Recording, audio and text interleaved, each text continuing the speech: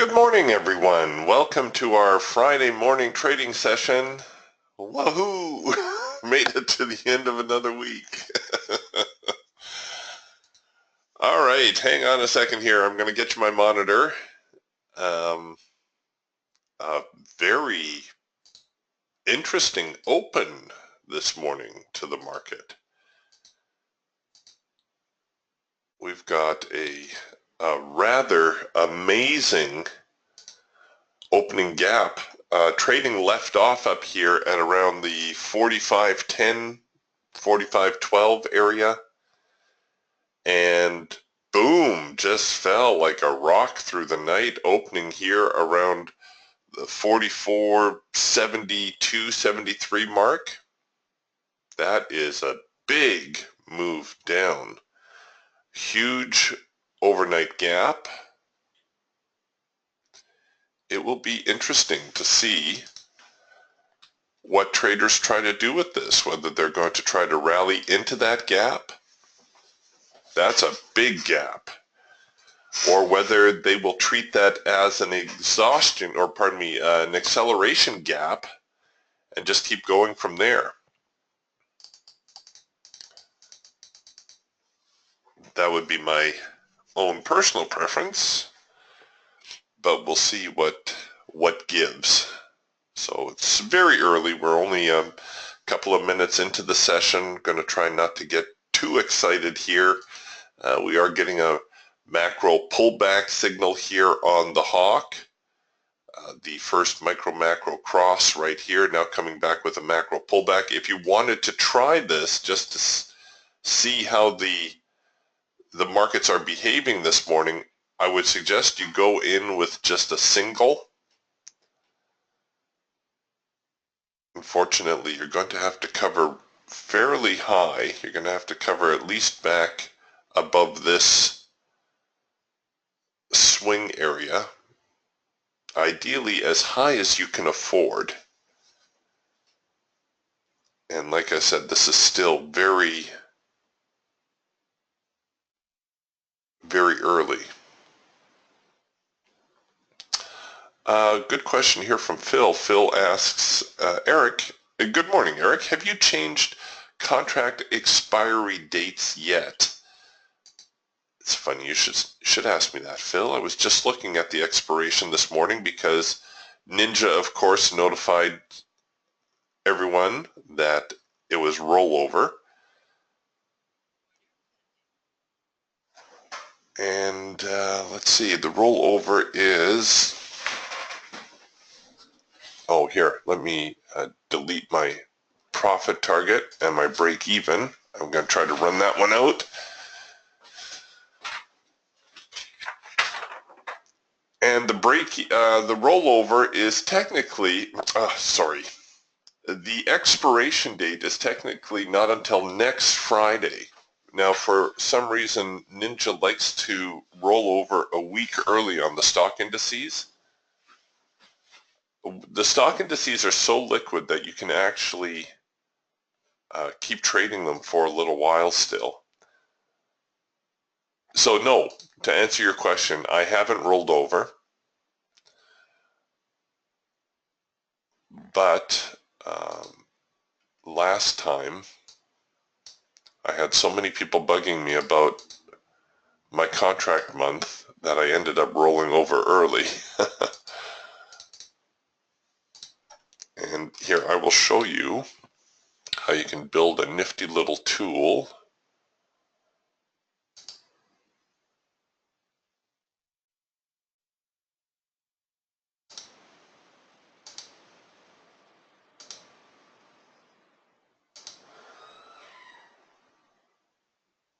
I'll be right back, folks.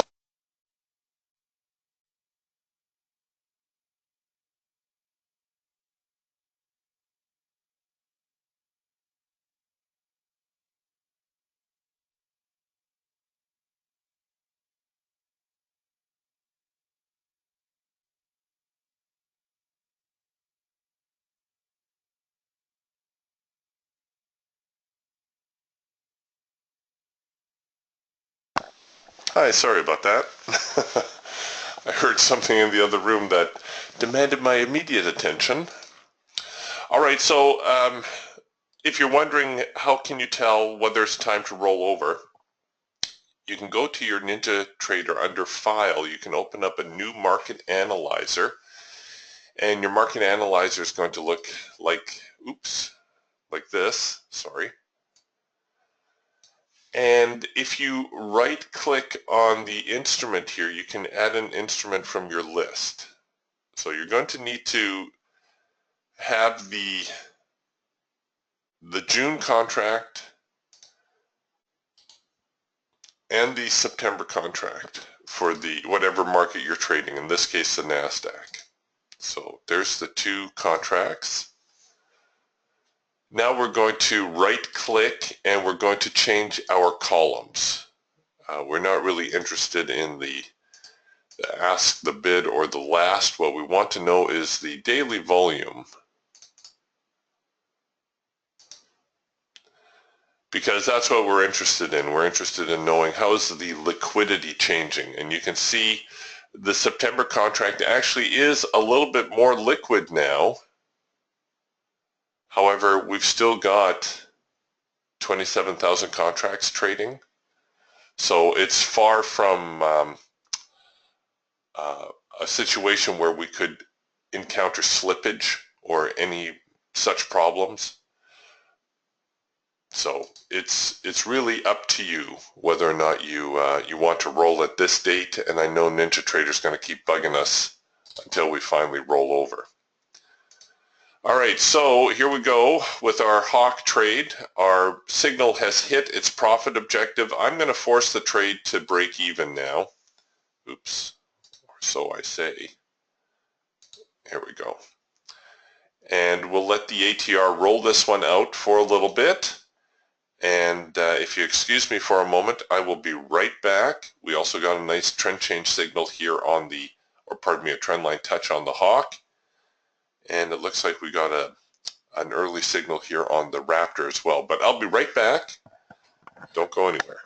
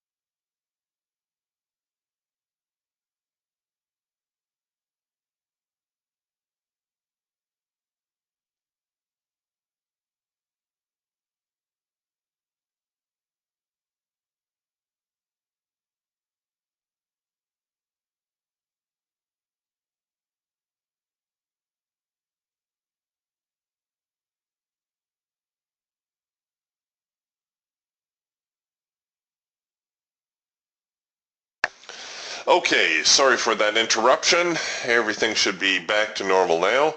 So we're nursing our hawk trade here. We did get a signal here on the Falcon, which I mentioned. Look at how deep we are into our support and resistance zones. That's crazy.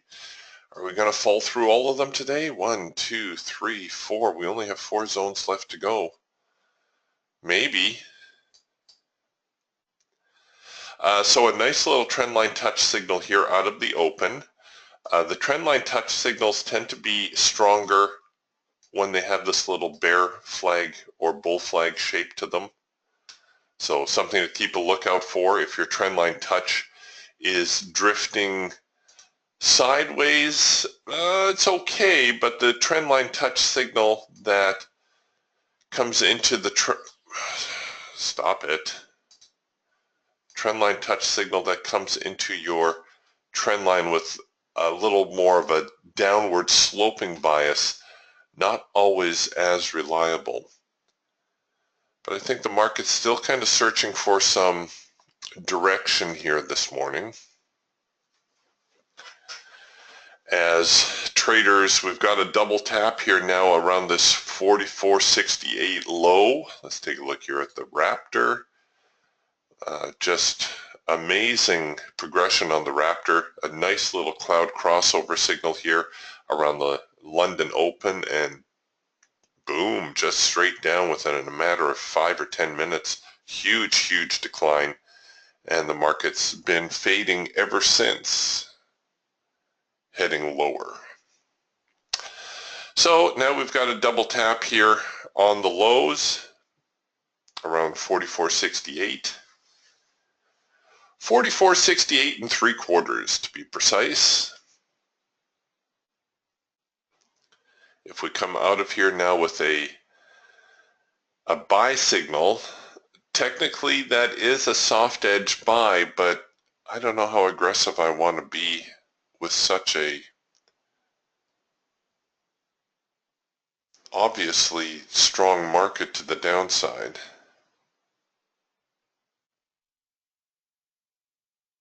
Again, maybe it'll be enough to just throw a single in there.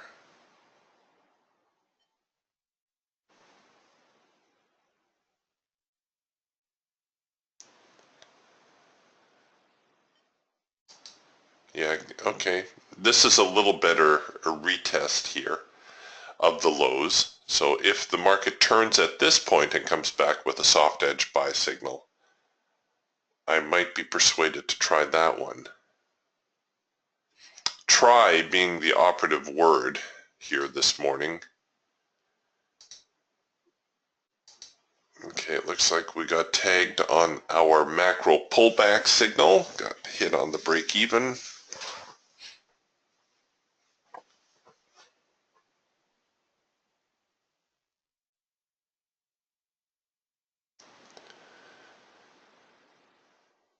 And we're going to see a market that's very congested, very sideways.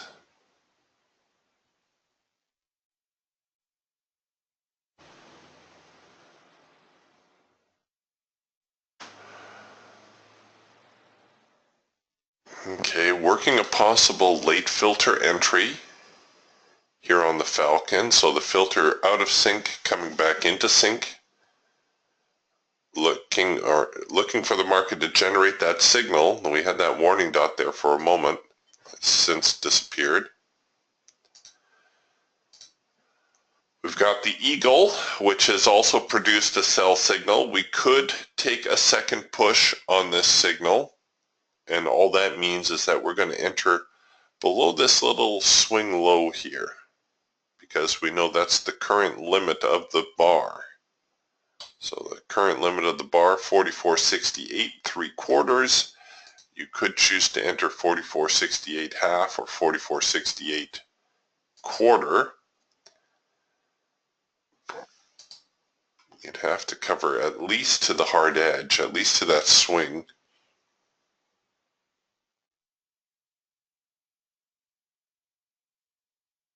Yeah, I'm with you, Joe. Joe says lots of indecision. Okay, I'm going to park that order just for the moment. I'm not going to activate it just yet.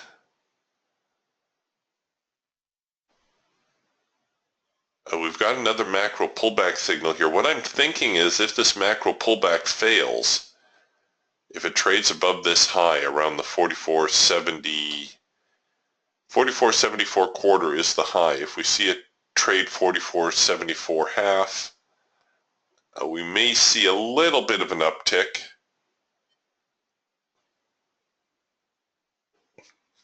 If it holds, however, we should see the market trade lower. So if you're going to take this macro pullback, 1, 2, 3, oh, this is also working to be a 4-arrow consolidation. All right, we'll throw another single in it. I'll allow a couple of ticks. Can I cover it up there? Okay. Not a warm, fuzzy type of trade here, folks. This is very aggressive on my part. Hopping in early like this. Okay, and I was watching the Raptor to see if we're going to get that soft edge buy signal, which I don't see at the moment.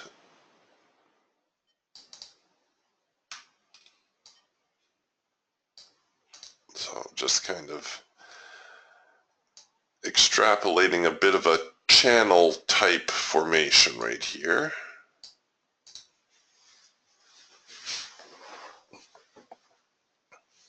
Obviously, we would usually like to sell from the top end of the channel rather than the bottom end. But we'll see. We'll see what they give us.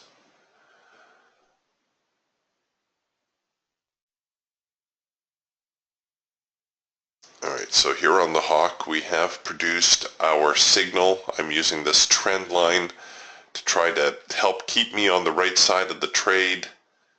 The Falcon producing the warning dot.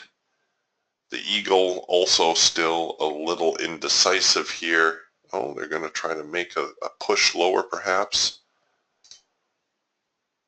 All right, so let's get this Eagle trade in.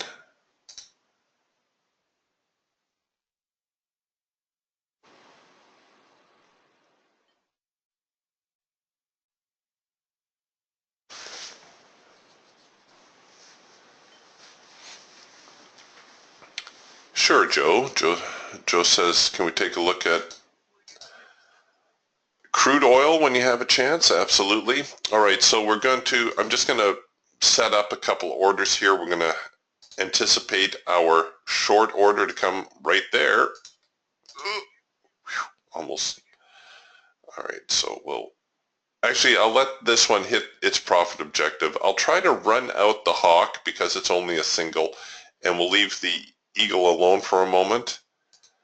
The Raptor also triggered a trade, and I'm just going to try to, let's see if it'll let me sell the ask.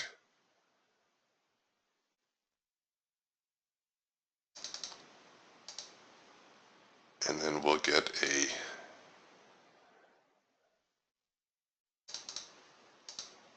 oh, you stinkers. You're not going to let me sell the ask? Shoot.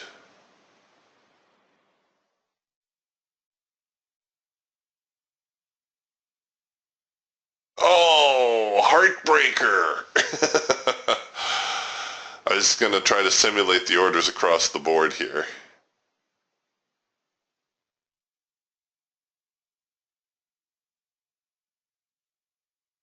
All right, well, we did get a Raptor signal there as well. We'll just have to ignore the Raptor for the moment, and we're going to enable our stops, and all is good. Okay, let's take a look at crude oil.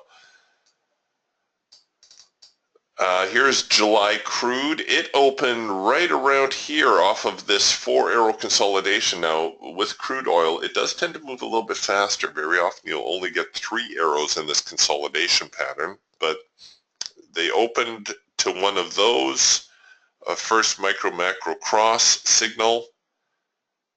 And remember, the first micro-macro cross occurs when the market goes all out of sync and comes back into sync. So it was all out of sync here. Bar colors were different, trend lines were different, filter went out of sync, everything came back into sync.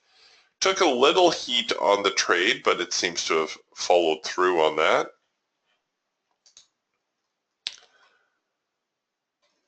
Crude also opening to a big gap from where trading left off yesterday. It looks like trading finished around the 50-50 mark and opened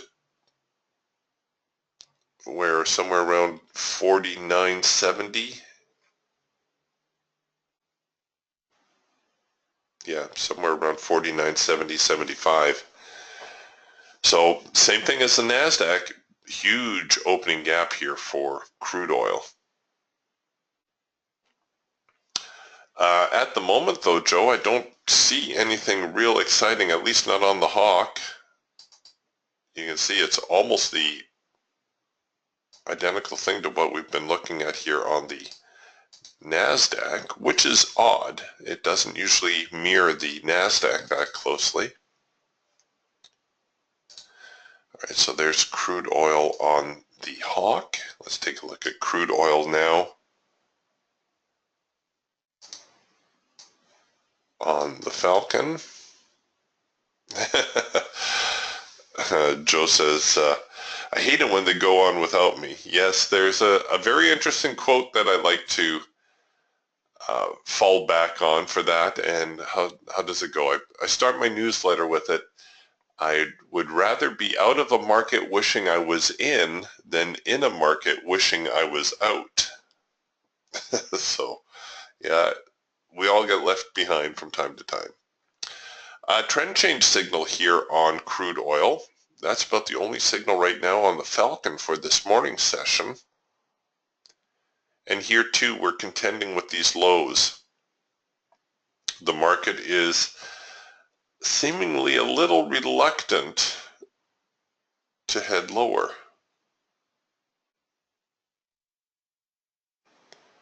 Seems to be honoring those lows pretty well, this trend line pretty well.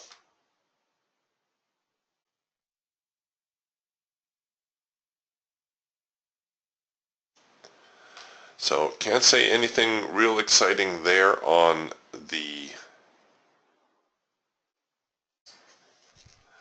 Falcon. And here we are on the Eagle. The market obviously in a downtrend, producing sell signals, touches of the band. Problem with crude oil is this is where you should cover the trade, but unless you're risking a lot more or you're trading a lot more, it's going to be tough to get a decent trade on. Now you could always move into the mini crude. The mini crude should allow you to bracket this type of range and you can try to run it out. But for the most part, crude is in a trading range this morning, a very small trading range.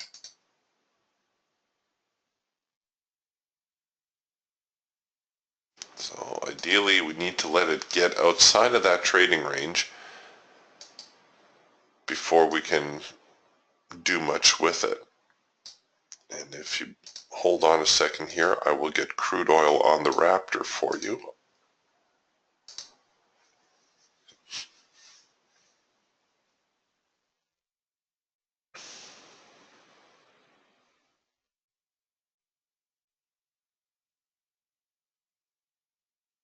Oh, crap.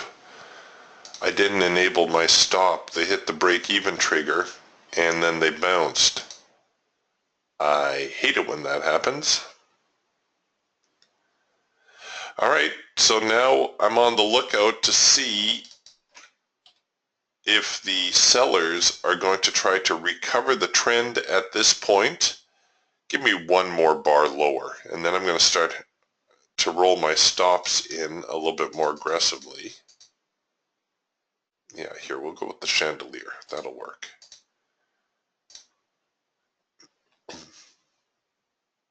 Now, I was a little quick on that. I'm hoping this bar is going to finish low. Well, here, let's do this correctly. If I'm going to show you how to do this, let's do this right. So I need to see that the sellers are going to come back one more time, and then I can become more aggressive with my stop. Here's crude oil now on the Raptor before we leave crude oil entirely. And same thing, a lot of sideways trading yesterday going into the close, and then once Europe opened, London opened, down she goes. And now I suspect we may get a lot more sideways trading.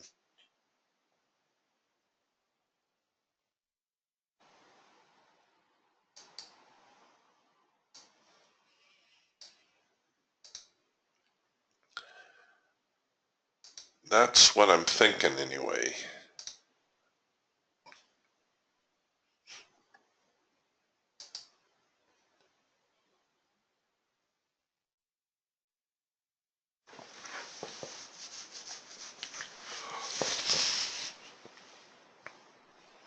What was that, the move of the day? That little blip from the open?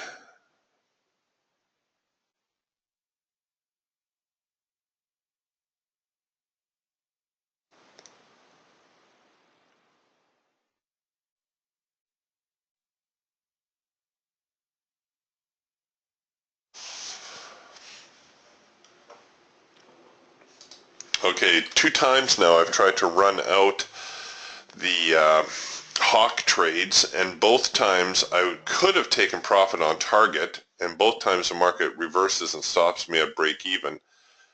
1, 2, 3, we're working on a 4-arrow consolidation pattern, and yes, it's okay that they're into yellow bars. I will take a 4-arrow consolidation off of the yellow bar.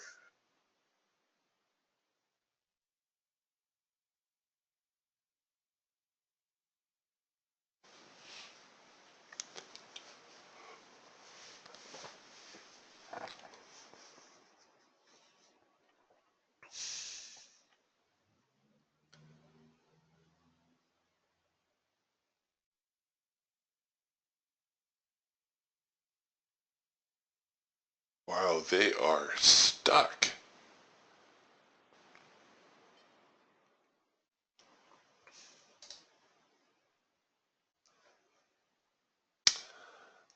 Not really liking that buy signal trying to crop and creep into there.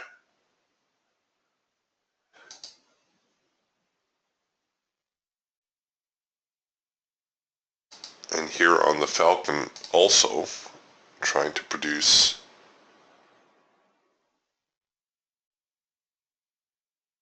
a buy signal. All right, time to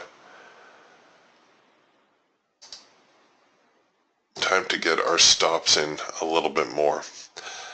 So I'll give it to this resistance line right here.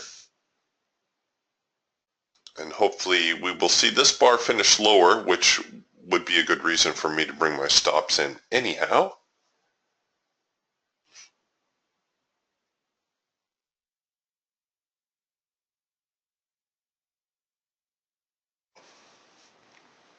There we go. So I would bring my stops down at this point in anticipation that this is the seller's final attempt to regain the trend.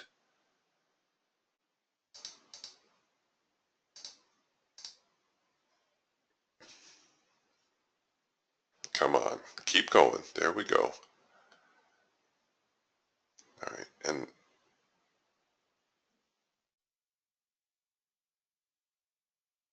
no, don't stop.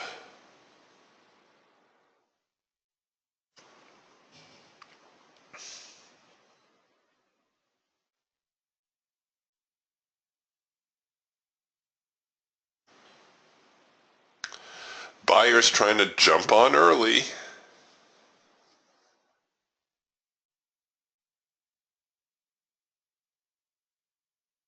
Good question here from Bill. Bill's asking about the hawk. He says, Eric, if the hawk is in yellow bars, do you tend to stay out of other trades on the other birds? No.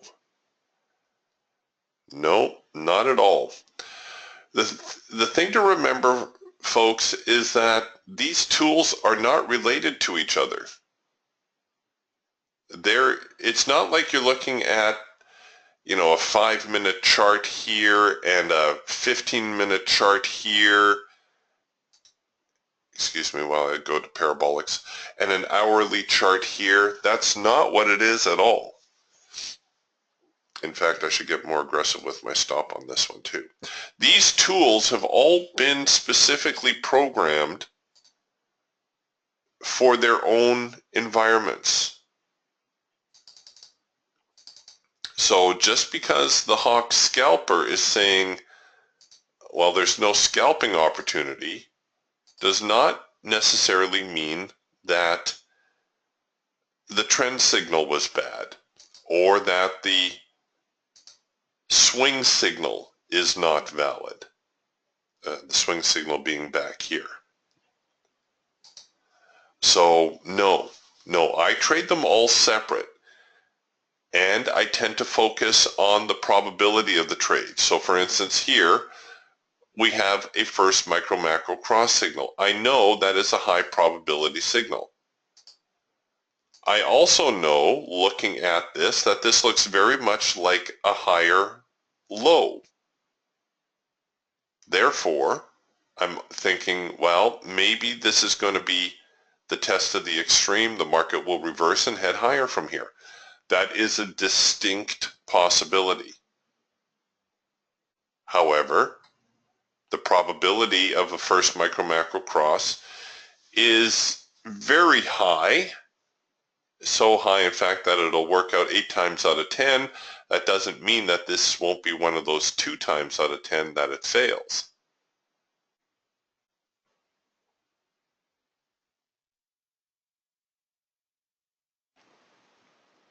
So what I would be looking for here, so the signal has engaged. It hasn't filled us yet though. I'm looking to enter below this little swing low. If this signal fills, and because I'm just trading a single again, I'm going to try to run it out. Surely one of these have got to take. All right, so there we go. I will leave the break even down here at the lows because this is where I would start to get more aggressive with my stops anyhow. Right? Because I'm thinking, well, what if the market tests the low, fails, heads higher?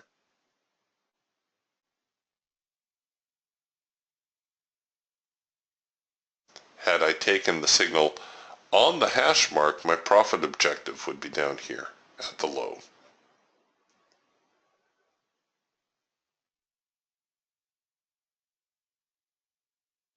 Today is a tough day management-wise.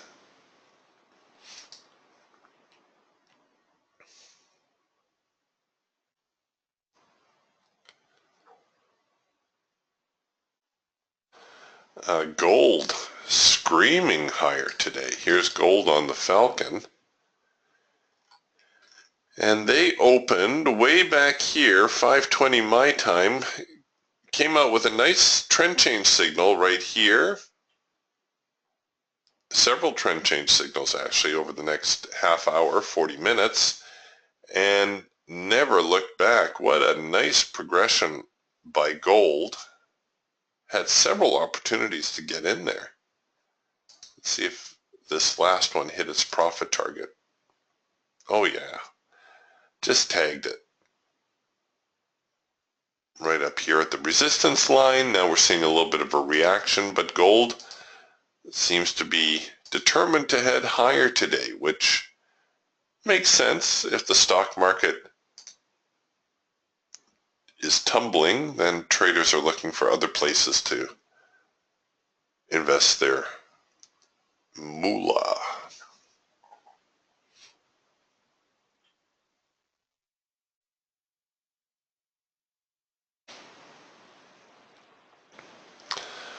Okay, I'm doing my very, very best to try to be patient.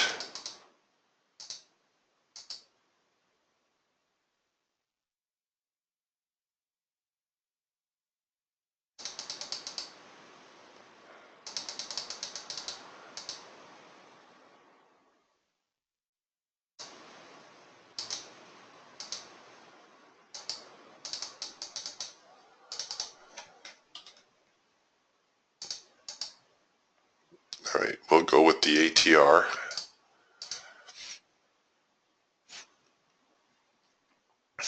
Actually, I should at least allow it this swing.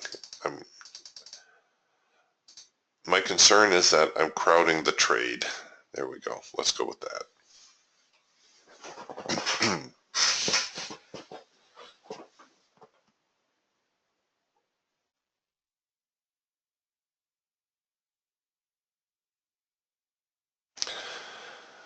Frank is asking, and yes, Joe, I'll get to your questions here in just a sec. Frank's asking, is the first micro-macro cross, is it the first cross of the trading day? No, but I can see how you might think that. The first micro-macro cross, okay, this is a signal which is unique to the hawk.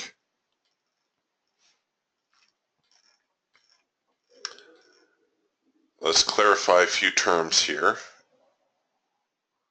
All right, let's shoot. Okay, let's turn that off so we can see this better. The thin line that you see running through here, that's the micro line. The thick line is the macro line. The first micro-macro cross occurs when the micro line crosses the macro line, and it's the first signal where everything comes into sync.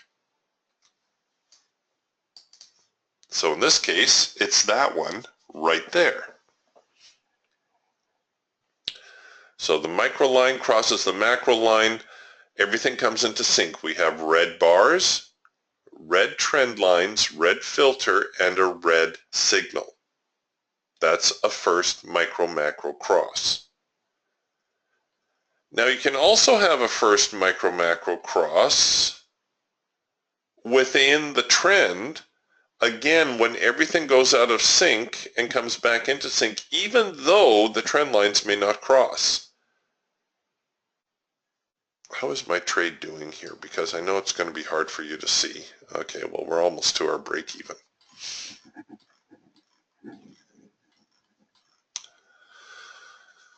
So I'm sorry if this is a little scrunched up. I'm hoping you can see it okay. But here you're going to see, pardon me, the trend lines do not cross. However, they go out of sync. The micro line is green, the macro line is red. The bar colors go out of sync. The filter goes out of sync. And then everything comes back into sync, making this signal a first micro-macro cross. This is also a first micro-macro cross because the micro line crosses the macro line. This is the first signal where everything is in sync. So normally it happens on that very first crossover of the trend lines. However, you can get subsequent first micro-macro crosses. Here, this trade that we're trying to do is a first micro-macro cross. The bar colors are out of sync. The trend lines are out of sync. The filter is out of sync. Everything comes back into sync. That's what makes this a high probability signal. It's actually a very strong momentum signal. It's showing a market where momentum is all messed up. Buyers are trying to get control. Sellers are fighting for control. That's why we get all these yellow bars. And then everything comes back into sync and we produce a signal. So that's the first micro-macro cross signal.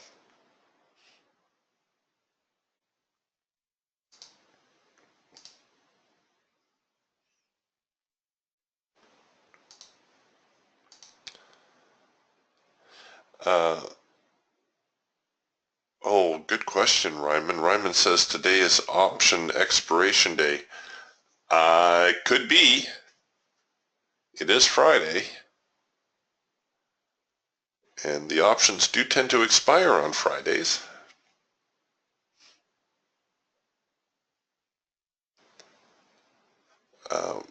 We're really fighting this low here at this previous swing low.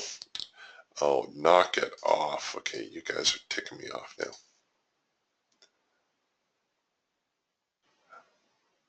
I don't know why Ninja does that. You're in a trade, you're trying maybe to adjust your stops or do whatever, and then that alert pops up. Oh, I'd be making a phone call. Today the market is quiet, but my goodness, in the heat of the moment,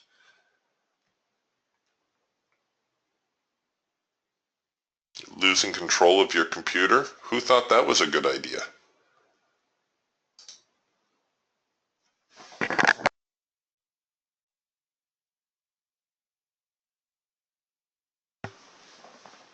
All right, well, we're just hovering above our break-even triggers.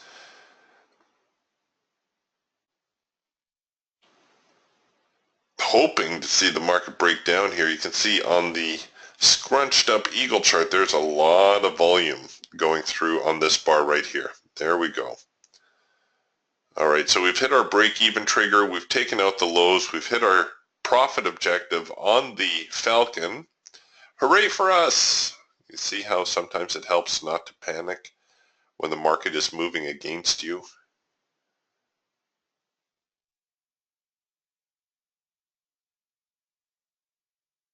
There's times to panic and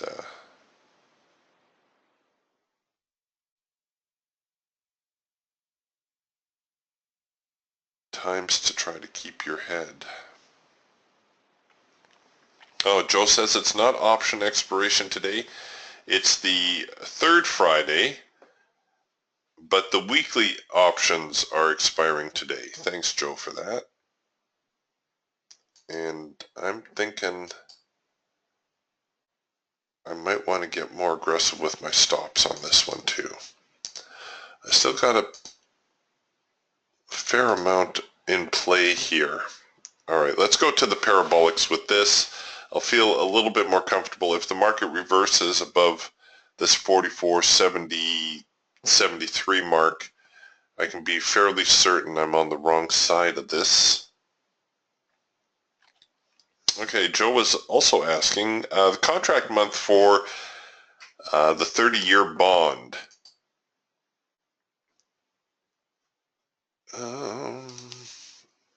One second. I do believe you can roll into September already. Just checking my expirations.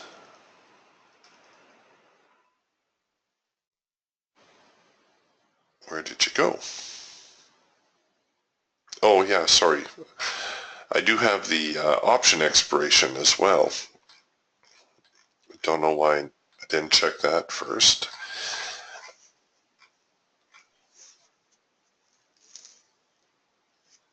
Here we go. Treasury bonds, June expires the 21st. Last trading day is the 21st. First notice day was May 31st. So last trading day, not for another week and a half. But you could probably get into the September contract if you wanted.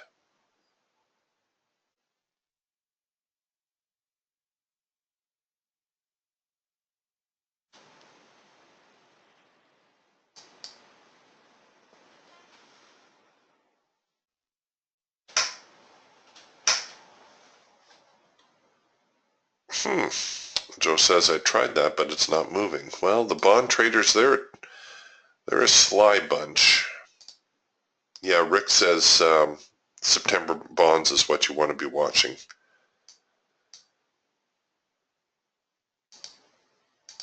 You're not going to fool the bond traders.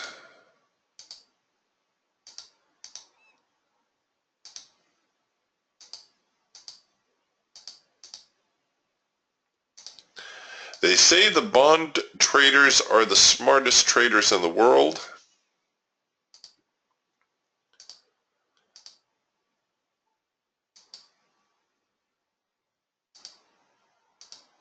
So you should have the attitude of getting in there and trying to pick their pockets, because you're not going to walk away with a whole lot of money. You're not going to fool them too often.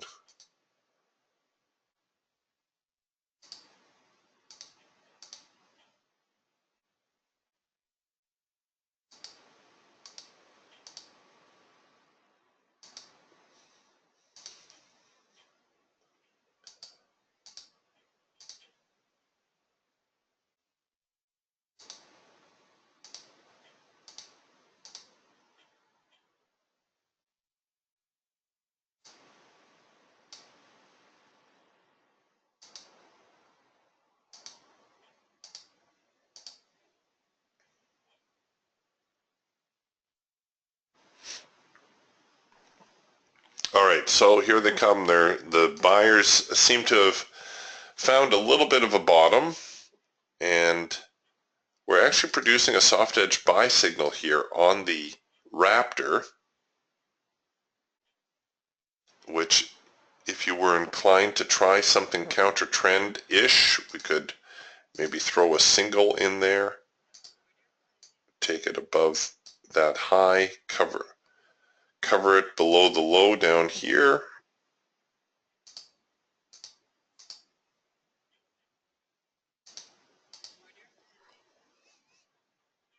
Yeah, a 1Z.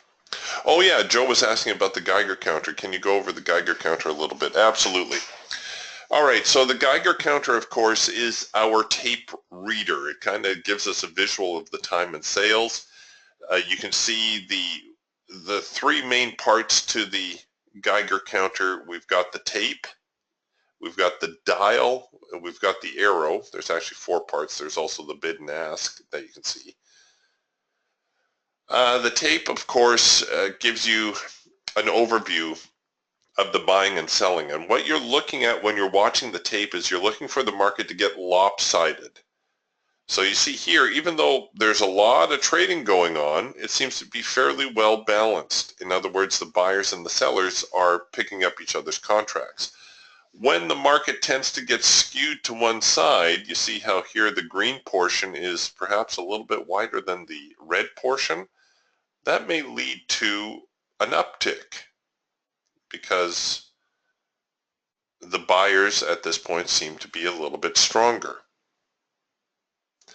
Now, what I like with the Geiger counter is I like to watch the dial, because when the dial pulls over like this, and I should have pointed it out earlier, but when it pulls over and it holds, especially if it pulls over all the way, so there's nothing but buying going on. Oh, see, that's pretty close. And if it holds and holds and holds for like 3 or 4 or 5 seconds, that shows you that there's considerable buying pressure. You see how it's holding here to the short side now? That's crazy. That held to the short side for, what was that? Probably like 5 or 6 or 7 seconds. See, it's holding, it's holding, it's holding, it's holding. That means there's some serious selling pressure going on. Now, one of two things will happen when this occurs is the market will start to move lower.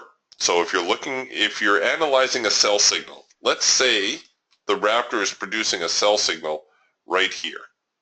We've printed the sell signal, we're looking at our Geiger counter, and it's pulling over to the short side, and it's holding, it's holding, it's holding. That gives you a little bit more confidence to say, okay, there's that sell signal. It looks like the Geiger counter is very bearish. I will take that sell signal. So that's one way to incorporate that. The other way is that when that dial pulls hard over like that and it holds, if there is no follow through, that tells you that all that buying or selling pressure has been absorbed and the market is likely to move the other way.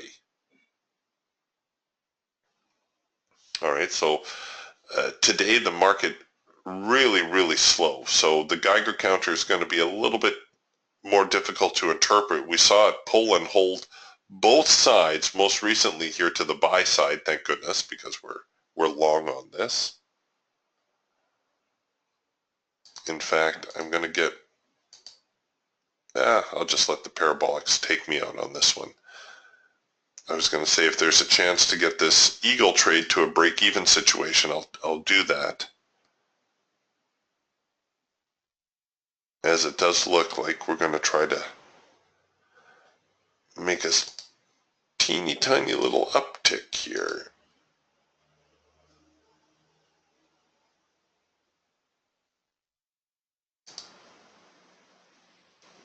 All right, I'll let the bar high low. I'll give it just that bar that it's on. If it fails at that point, might as well take me out.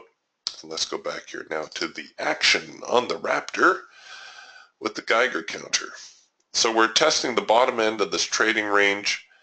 We actually broke this trading range here, which most people think it's bearish, but really it's not, it's bullish. When a market breaks the bottom end of a declining trading range, of a bearish trading range, that's actually bullish. A little something to keep in mind.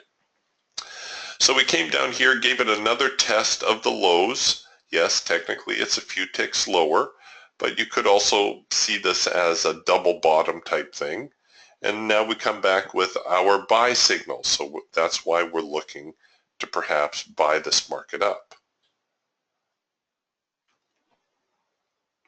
Good morning, Jim. Jim says the advanced decline 480 on the sell and 2400 almost on the buy, or pardon me, the other way around. 480 on the buy and 2400 on the sell, but that's to be expected given that huge opening gap that we saw.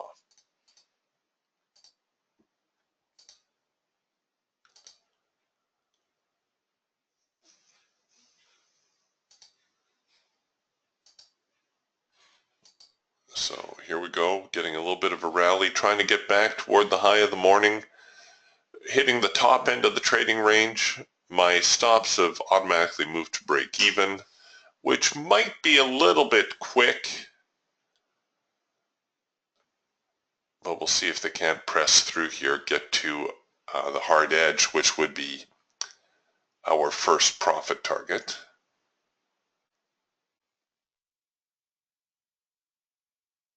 I don't think we're going to see the market, well, I shouldn't say that. The market's going to do what the market's going to do.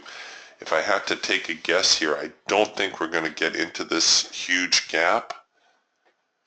But the markets do have a way of doing stuff that you don't always expect they're going to do.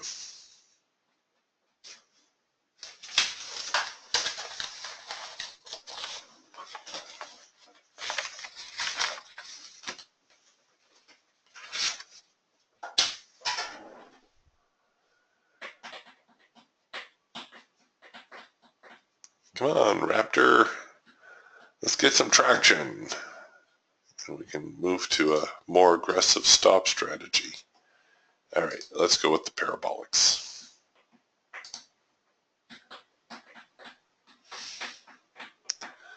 So we're getting near the highs of today, which coincidentally happened to be at the hard edge of our trading band.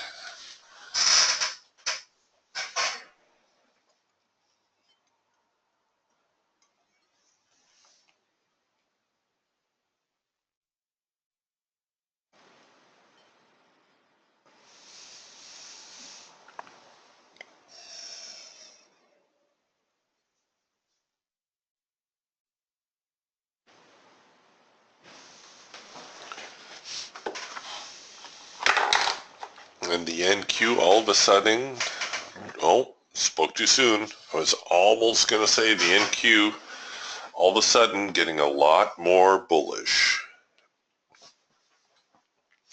You know, if I were smart, I'd take the $100. Shoot, had I gone all out on profit, what did we have? 2 hawk trades, 2 or 3 hawk trades? A falcon trade, which we did take profit on, so there'd be $200. This would be $300 if I only took the profit when I had it. Not a day, I suppose, to be trying to run the market out.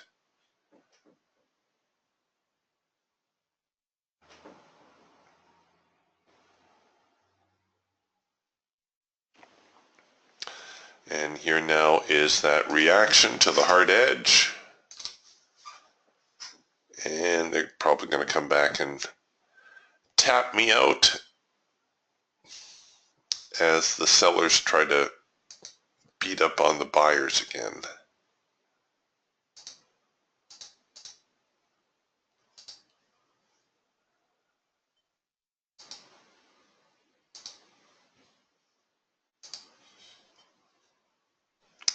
And lo and behold, another first micro-macro cross signal.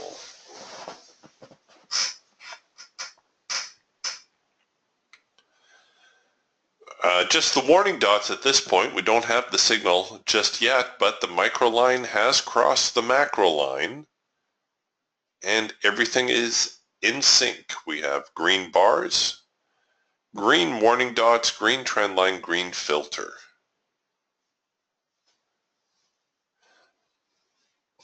It is at the top end of the trading range, right? Today, very sideways.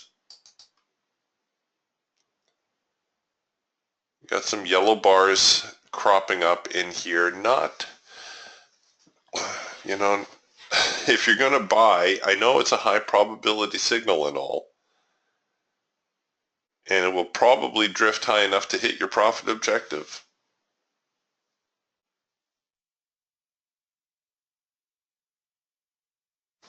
But the fact that it's at the top end of the range could make things a little bit dicey.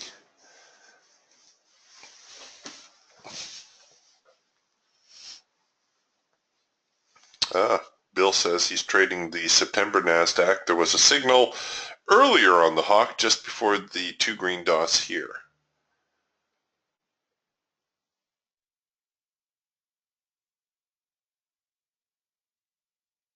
Yeah, absolutely. Mo asks, Eric, can you put the Russell up, please?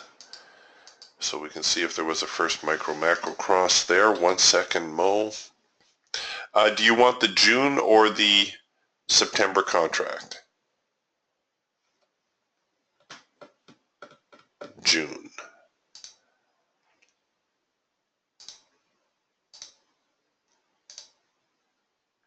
One second here.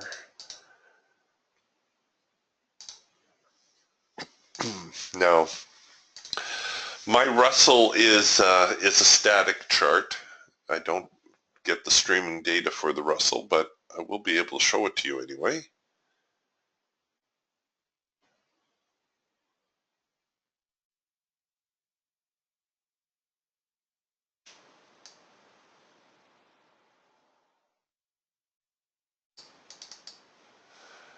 All right, so here's the Russell.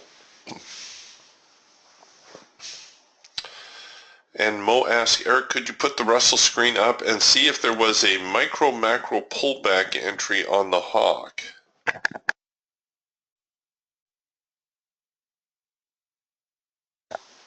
Okay, now you may be mincing your terms. We do have a macro pullback signal right here.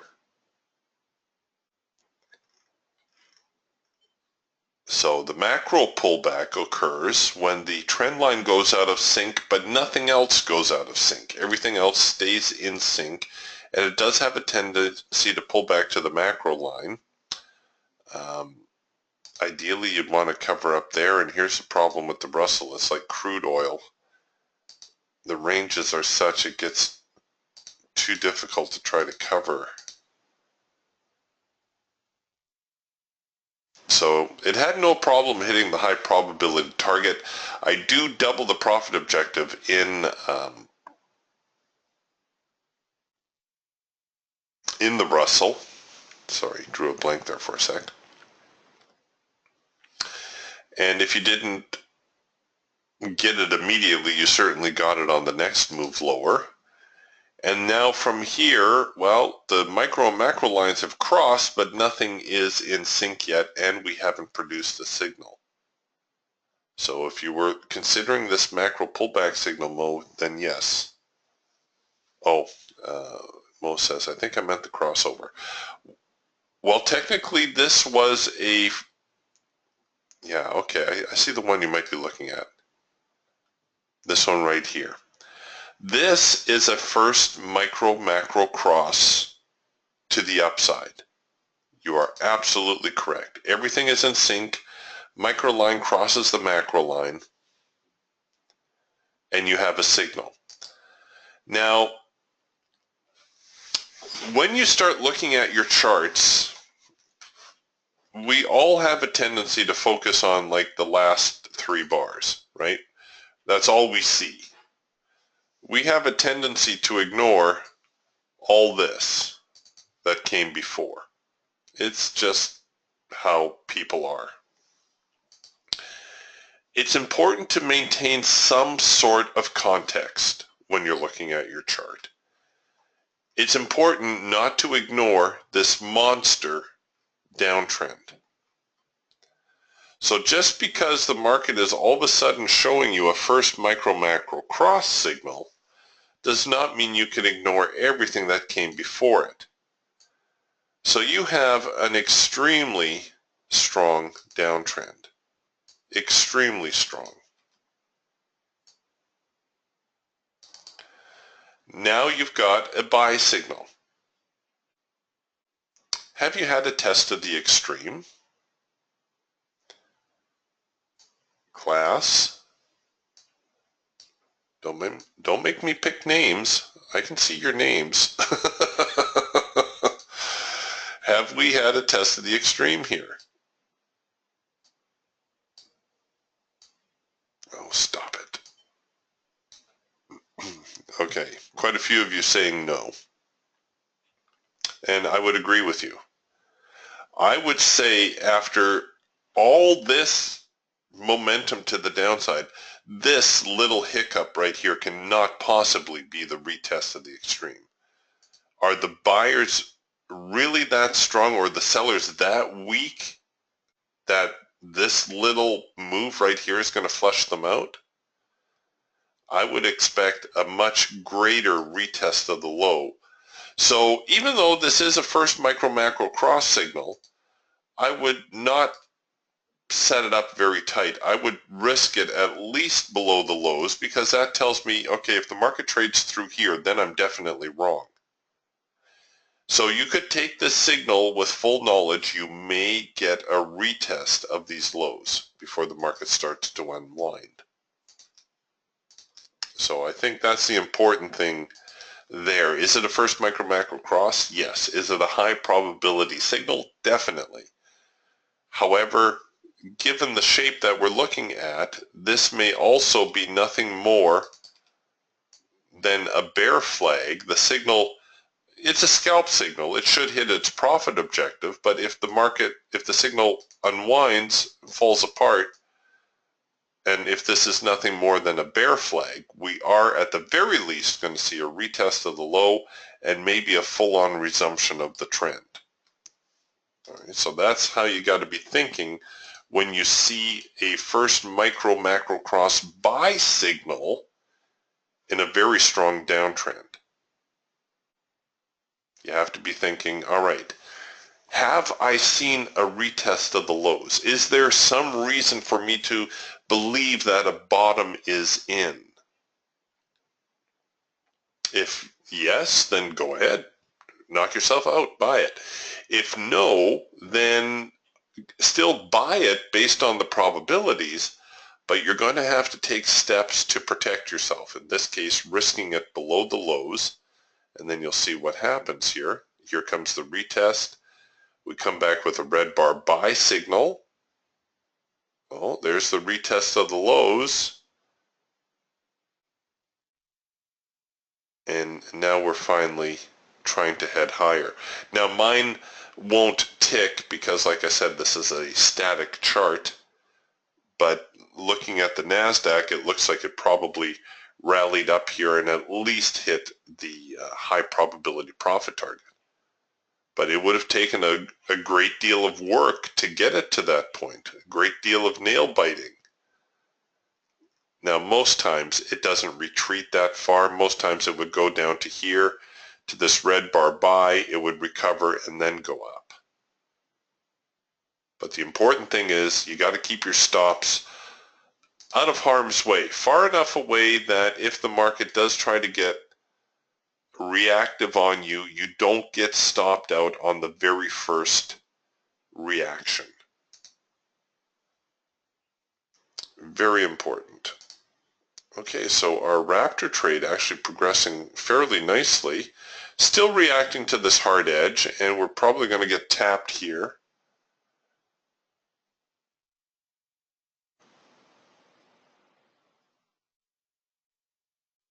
As the market tries now to maybe work a cloud crossover.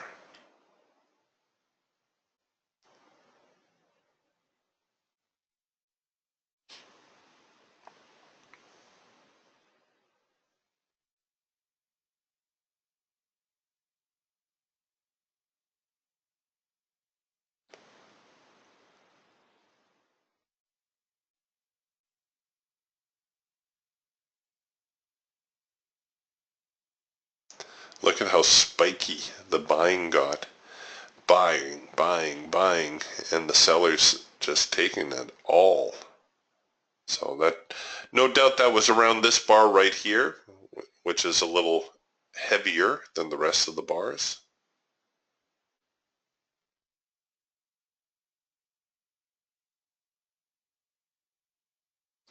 You see, the buyers and sellers are buying and selling all the way. Right? For every single bar that you see here, there is somebody buying and there is somebody selling. And when I say somebody, I mean the institutions, because I don't know if you realize this, but we're not really trading against each other. You know, I'm not trading against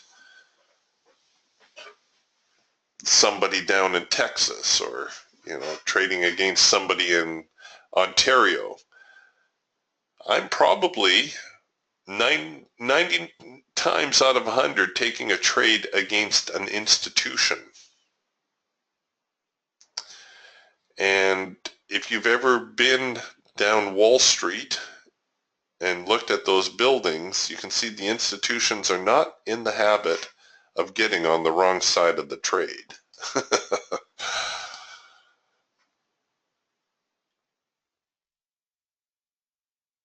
It doesn't mean that they're always right.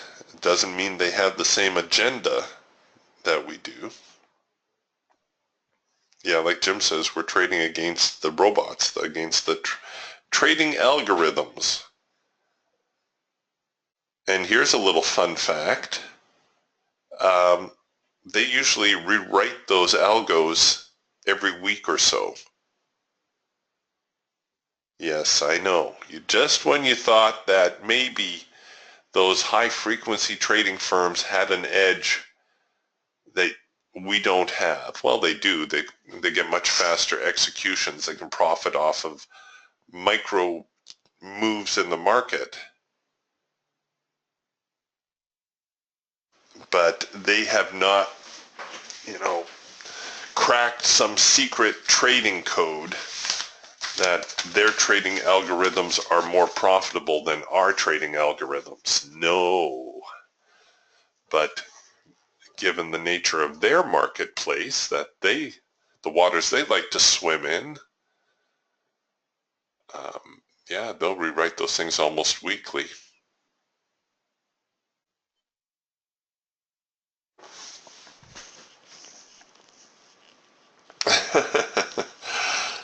Yeah.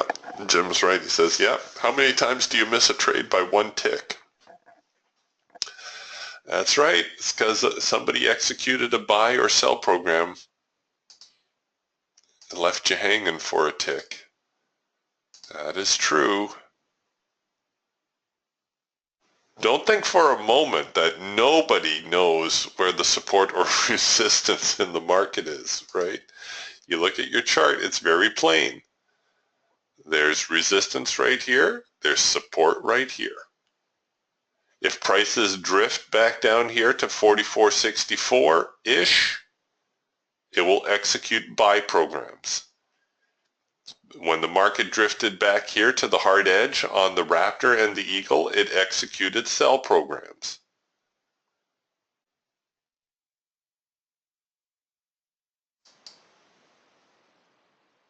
Oh yes, this is very, very Terminator type stuff. I wanted to say 21st century type stuff, but we're in the 21st century. This is very 22nd century type stuff.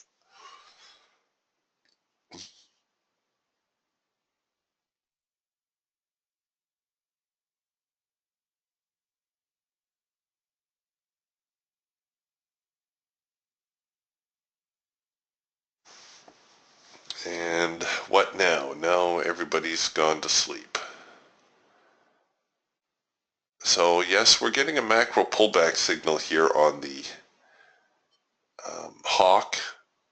It's again near the top end of the trading range. Yes, it's a high probability signal, but it's another one of these trades where are we going to cover it? Well, we could cover it right here. That is a little cozy because it doesn't look like there's a lot of structure below here. We could cover it to the bottom of the wave here in the macro line. That would give us a little bit more staying power. That would be acceptable. Or ideally, we cover it all the way down here.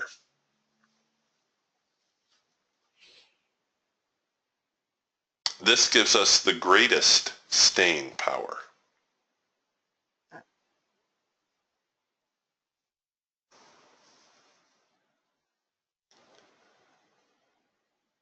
What I suspect we're going to see, and maybe we'll take a look at this on the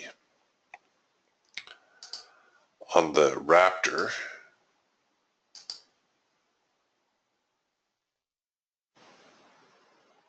is I suspect we're going to see a little bit of a move down and then a retest of this hard edge. We're going to get a double pullback type signal. If that double pullback holds, so this is what I suspect will happen. We're going to get the market drifting and then come back, give us a double pullback signal, and then come out of here with a sell signal, hopefully somewhere around there, and we can look for the market to try to get back to the bottom end of the trading range.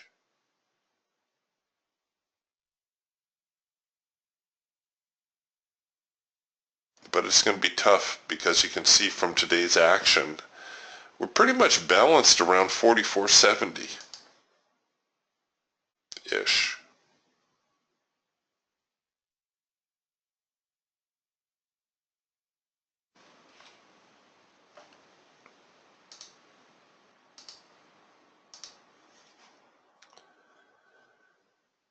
Well, we'll give them a couple minutes here still. If you have any questions, this is a good time to ask questions.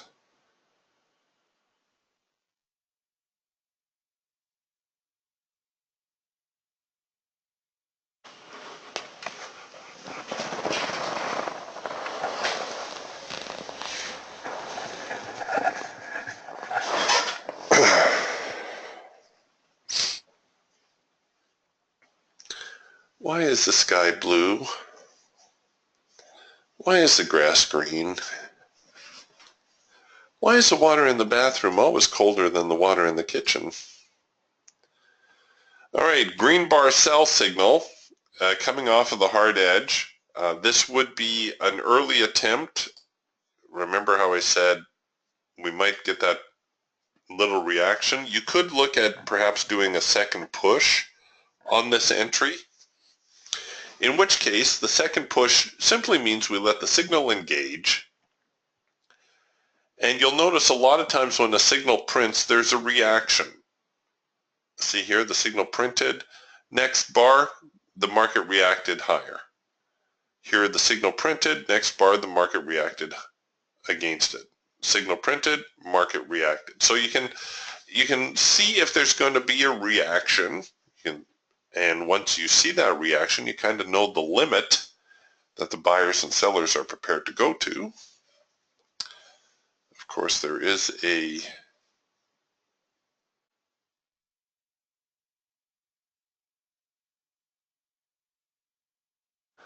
possibility that the market will just go on without you. It doesn't happen every single time, of course.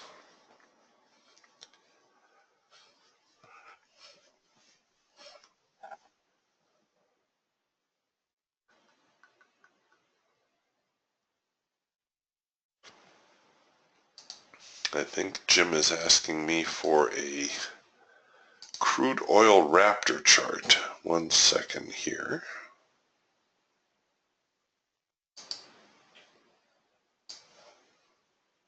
Oops, that's the YM.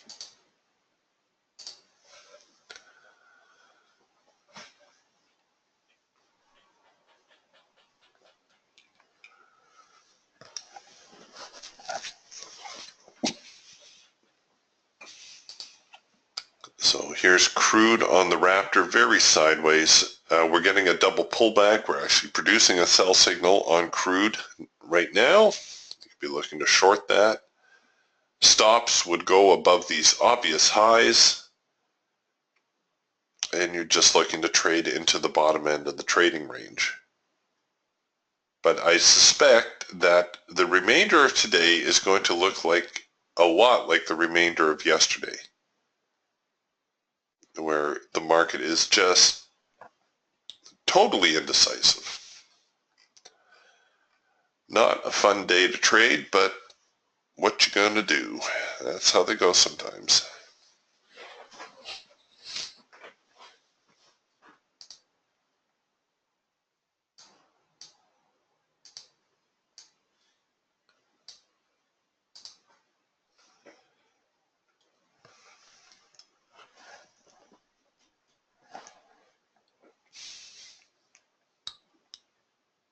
All right, so we're starting to get our little bit of a reaction now on the Eagle. I'd like to see this trade a little bit higher, and then I could enter below the low of that itty-bitty swing, something like that. Maybe cover up here.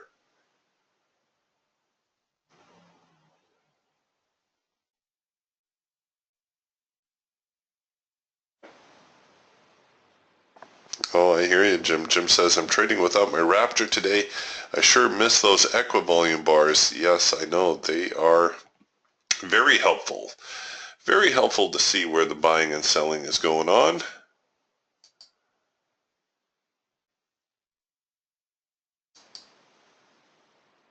All right, we're just going to clear this off. If you happen to be in that macro trade, you should get one more run up.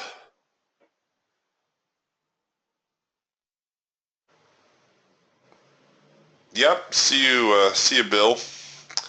I think we're going to be closing things up here fairly quick as well. There's not much going on here today. I fully expect the market to range for the rest of the session. Like I said, we should get one more move higher, and then if the sellers are serious, they'll start pushing at that point, and it's just going to be pretty dismal from now until then. So I think I'm going to go have something to eat, get some breakfast, and we'll close up the trading room. Scrub this order here. There we go. All right. Have yourselves a wonderful weekend, and I will see you guys again Monday morning. hopefully things will shape up a little bit by then. But yeah, pretty quiet day. Talk to you soon. Bye for now.